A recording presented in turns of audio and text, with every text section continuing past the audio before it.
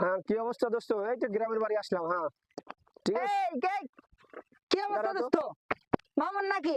হ্যাঁ, কি অবস্থা? কইতে হ্যাঁ? বডি ফিটনেস তো ভালোই বানাইছো। কই থাকো, কি অবস্থা? আরে বাবা, হ্যান্ডসাম দেখা যায়। তা কি অবস্থা? ঢাকা শহরে থাকো নাকি? মেলা দিন পরে দেখলাম। কি অবস্থা? হ্যাঁ, এ ভাই, দাঁড়ান দাঁড়ান। আপনি কে ভাই? আমারে চিনস না তুই বেটা? আমারে চিনস না? আমি তোর বাল্যকালের বন্ধু বেটা। কোন বাল্যকালের বন্ধু?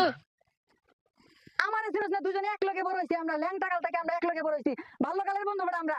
আমারে চিনস না? এই রাজীব রে চিনস না? না তো ভাই, আমি তো আপনার চিনতে পারিনি ভাই। আপনি কে? আর আপনার চিনবো কিভাবে?